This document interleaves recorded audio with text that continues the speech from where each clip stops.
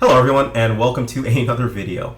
Today's video is going to be where I'm listing the top fragrances that I recommend for fall. I apologize in advance just because this video is a little bit late.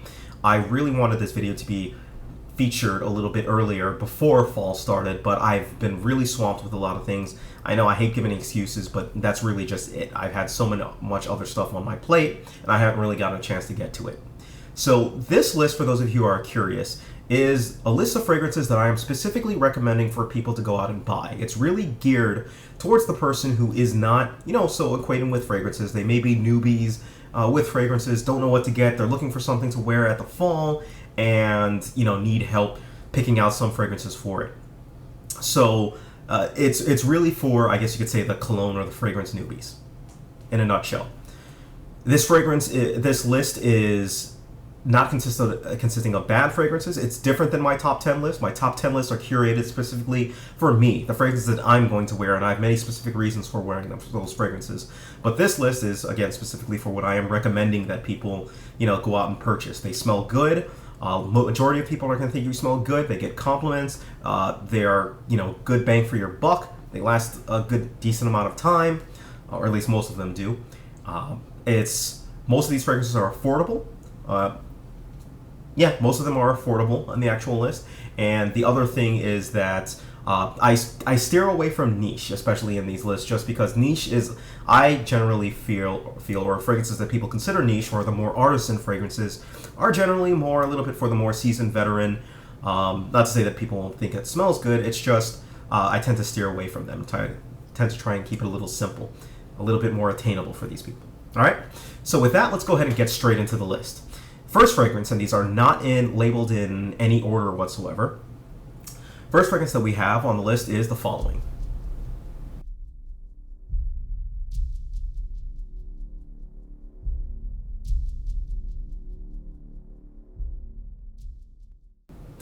Armani Code. Yes, Armani Code. Armani Code is a fragrance that's been around for a while, and it's really one that I overlooked for a long time.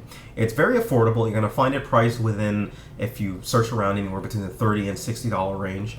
It's a very sweet fragrance that still maintains a bit of maturity in it. So it's got a lot of tonka in it. It's got a lot of, I think it was vanilla, but it's got a lot of tonka in it, and it's got a lot of spices in it as well too, and it's very masculine. It keeps smelling masculine. It lasts a good amount of time on your skin, and it's going to get you compliments as well.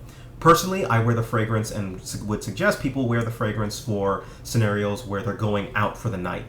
Whether it be you're going out on a date, whether it be that you're, just enjoying yourself out in the town, that's the type of fragrance that you're going to want to wear for it. All right, Armani Code. The second one on the list we have is the following. Bam.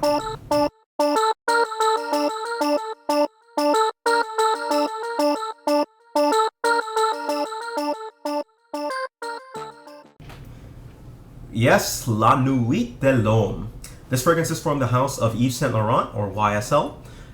It is a fragrance that has gotten a bit of notoriety. It's a good flanker.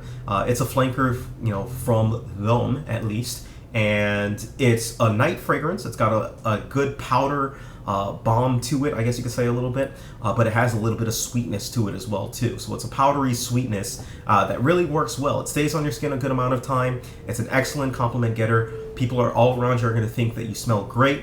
It's a great fragrance to actually wear when you're going out to, like, say, a club or something like that. And just because it's got the staying power to really stick through and, carry over the sense of alcohol, beer, other people's fragrances, body sweat, it's going to carry over all that. And it's also going to stick on your skin for a long time. So La Nuit De L'Homme is the next fragrance. The following fragrance after that we have is the following. Bam.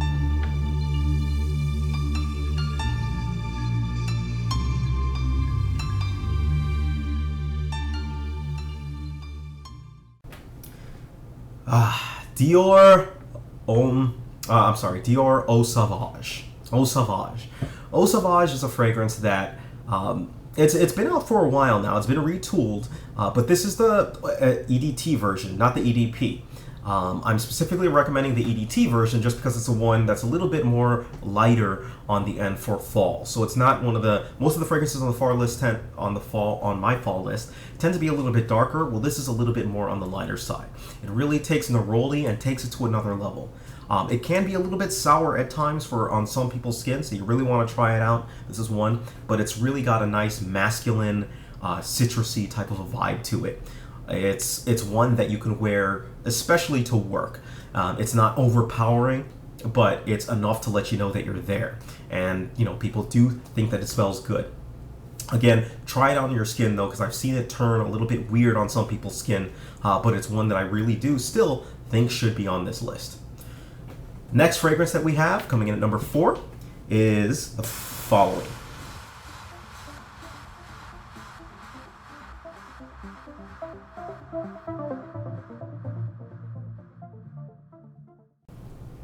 This is a relatively newer fragrance. It is Paco Rabanne's Invictus.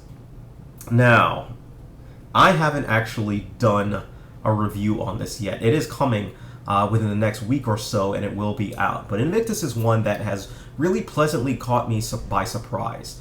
Now, it's a stronger fragrance in that it's got a good deal of shouting power to it. But it's strange because of the notes and the smell that you kind of get from it.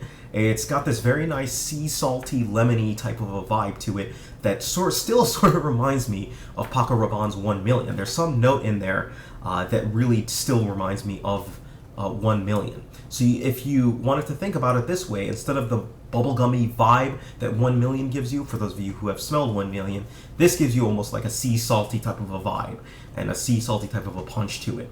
So this is dancing a little bit more on the summer / fall realm towards it, but it's definitely powerful enough that you can wear this easily within the colder weather, and it'll come across as something interesting and something new, especially for people to wear. All right, next fragrance that we have on our list for the fifth fragrance is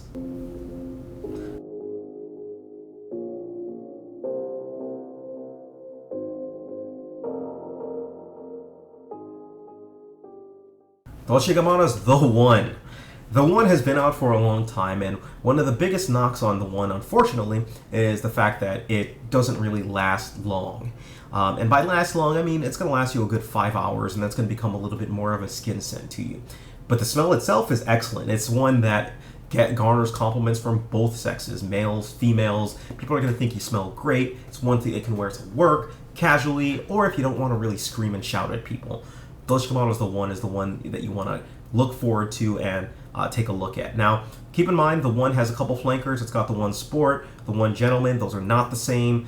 I am not advising you to get those ones, but I am advising you to get the original The One. All right?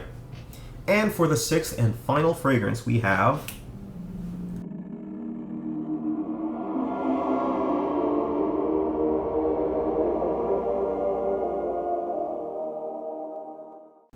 Viktor and Rolf's Spicebomb.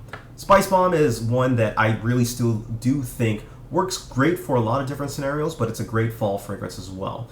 This is one that is aptly named. It's a spice bomb.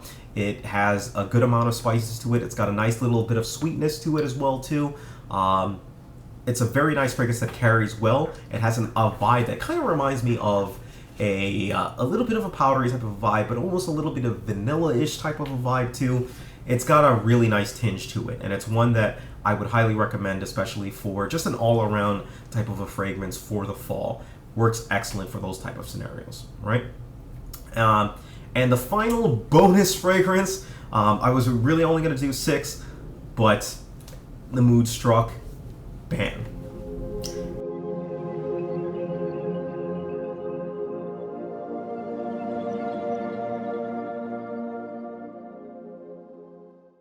This is the quintessential fragrance, Burberry London. Burberry London is one that I think really should be in most fall collections, just because it smells like dried or wet leaves. It smells like leaves a bit, gives you a nice little fall type of a feeling. And what is fall without the quintessential fall scent? And that's why it's here. If you want to check out this fragrance, it's an excellent pickup, an excellent buy for fall specifically. All right. Let me know down below what some of your recommendations are. Again, all these videos are to help everyone out. So if you have any recommendations that are different or, as an add-on, feel free, leave a message down below. They're always there for people, and that's part of the reason why this is actually up. All right. So anyways, let me know what your picks are for fall. Let me know what your recommendations are for fall. Put it down. Thank you. Take care of yourselves, and you guys have a great day.